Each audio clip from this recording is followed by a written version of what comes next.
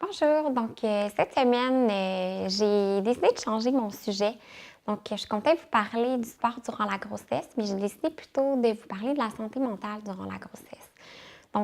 Avec tous les changements hormonaux qui surviennent durant la grossesse, on sait que la femme enceinte est vraiment dans une période de vulnérabilité émotionnelle.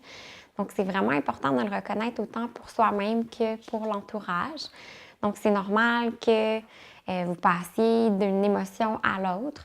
Je suis loin d'être une experte au niveau de la psychologie, la psychothérapie, mais j'avais envie de parler de ça avec vous parce que, en fait, la semaine passée, j'ai eu une régression, malheureusement, de ma situation. J'ai recommencé à avoir des saignements clairs, donc une petite hémorragie.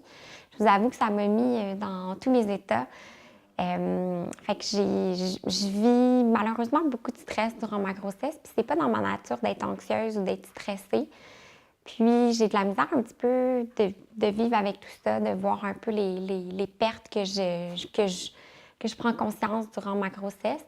Même au niveau de mes sentiments, je me sens pas à ma normale.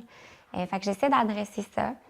Mais sachez que, complications ou pas, c'est normal d'avoir du stress durant la grossesse. Le simple fait d'essayer de concevoir un bébé, ça peut être stressant. Le fait de tomber enceinte est stressant. La grossesse peut avoir différentes choses qui sont anxiogènes pendant ce temps-là.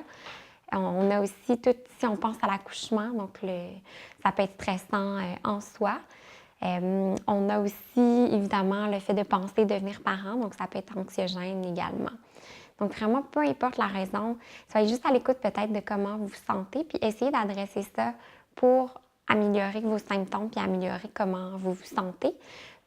Pour moi, ça a été d'essayer de pratiquer la méditation pleine conscience, même si je suis loin d'être une experte, et puis de faire l'acquisition d'un petit chien.